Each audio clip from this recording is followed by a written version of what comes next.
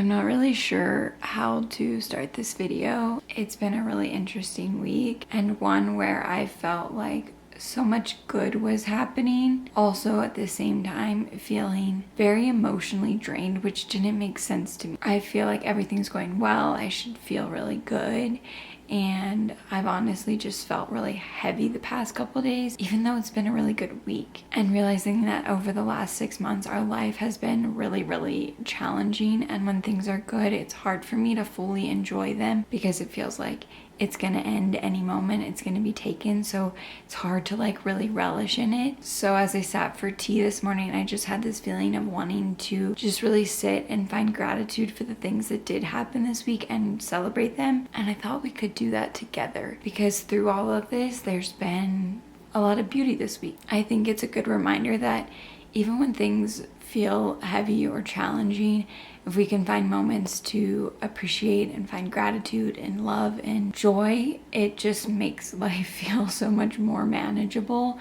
At least that's been my takeaway over the last few years of being on this journey that we've been on, and just finding moments to celebrate the positive things that have happened and the good things, small, big, and the in-between. And for me, I'm grateful for going to the ER. That sounds weird, I know, but I'm grateful that I went to the ER this week because for the last week and a half, I've had something stuck in my foot. I thought it was glass or some sort of sharp object, and it hurts. My foot has been swollen.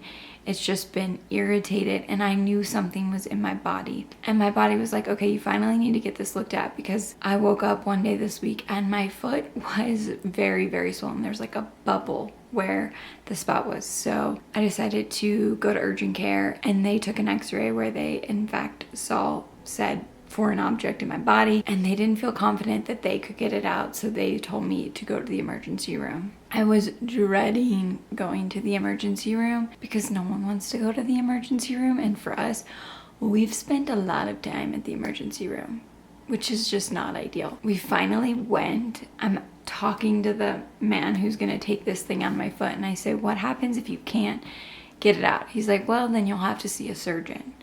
I'm like, are you freaking kidding me? And thankfully, he got it out relatively quickly. My foot really, really kills, and it's painful and it's swollen. I mean, he cut into my foot, but it's out, and now my foot can heal, and it just feels like the sigh of relief. And I'm just so grateful that I went to the ER, and honestly wish that I had gone from the very beginning so that I didn't have to wait this out. But so, so grateful that he was able to get it out, and now I can just heal.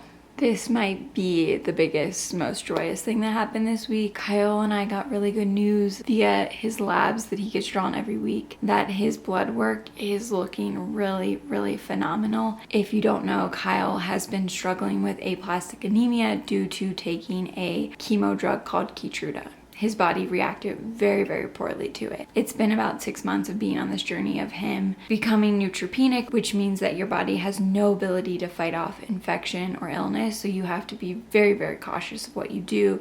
And that's caused us to isolate. And so he's gone through these periods of being neutropenic, coming out of it, becoming neutropenic again, coming out of it, and becoming neutropenic again. He's come out of this last cycle of being neutropenic. We were blown away by his numbers this week. His white blood cell count has finally gone back into the healthy standard range, which is a blessing. His neutrophils have more than doubled since last week.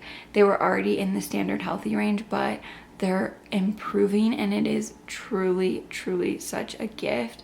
And I can't help but feel so much gratitude for all of the alternative things that we've added in since he's come out of being neutropenic and going back to juicing and raw garlic. I think they're helping.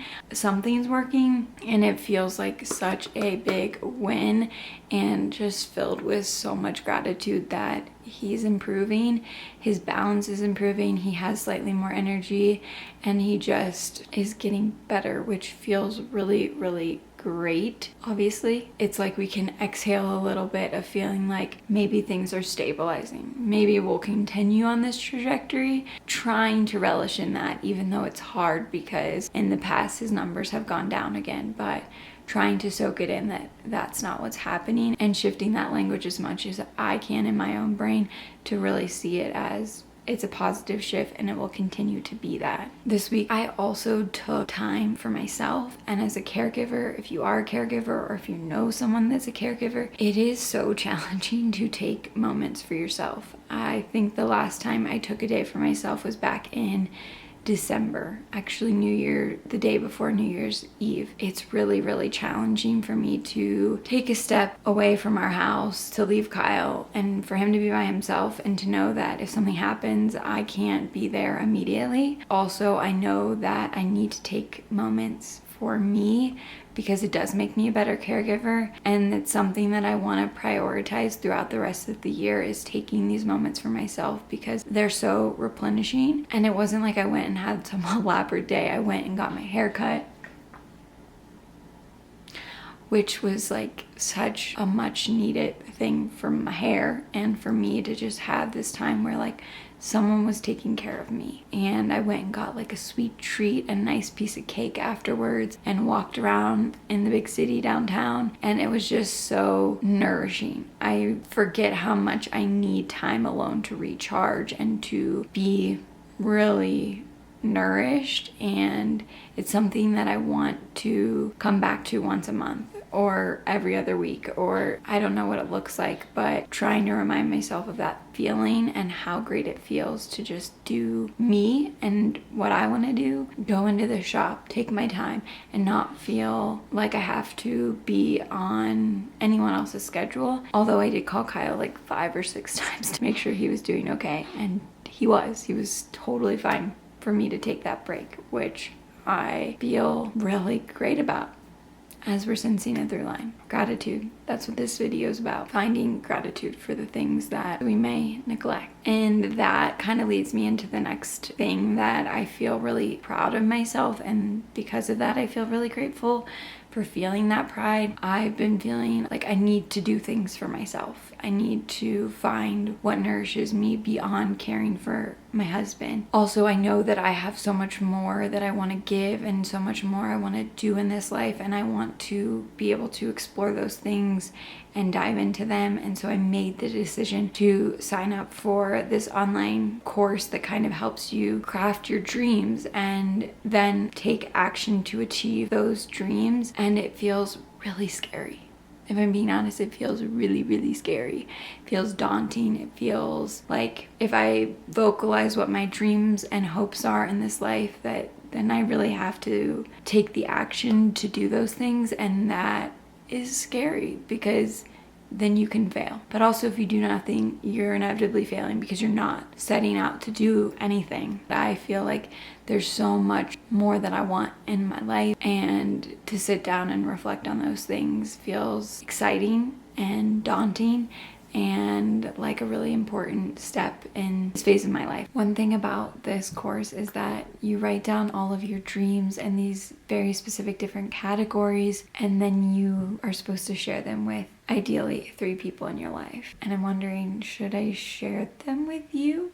That feels scary, but like it would really hold me accountable. I feel like something new is coming, and maybe that's because spring's around the corner, but it feels like this fresh new energy with my new haircut, this new course, and I feel really hopeful about it. And I also just feel really proud of myself for making that decision to invest in myself, to do something for me. I feel like we all need that reminder, especially as caregivers. And the most happiest thing is our sweet baby Olly. Our dog turned 14, which is wild. Birthday boy! This last year of his life was really challenging. He had to have surgery.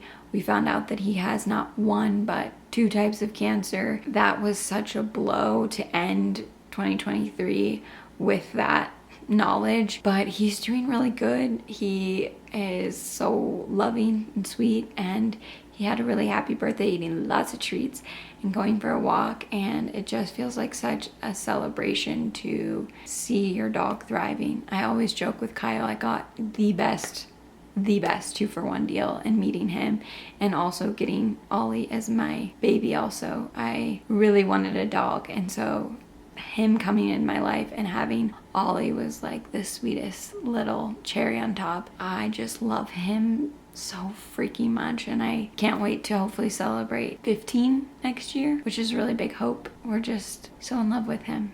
I feel like my biggest takeaway for this week is maybe to sit down every week and reflect on the things that bring us joy and bliss and gratitude and hope and love, and those things keep us moving forward. By just sitting and reflecting on these moments, I feel more open and hopeful and excited for the next week ahead, and know that in that week, whatever comes, there will be beautiful gifts, and we just have to open up to see it and to celebrate and to be present to those little moments of joy and bliss and love and all of the good that comes with being a human. I would love to know what brought you joy this week. What filled you with gratitude? What are you grateful for this week? Let me know in the comments. I would absolutely love to read them and connect with you and celebrate those joyous moments with you. I'm sending you so much love, and I will see you here next week. I can't wait to see you then. I love you.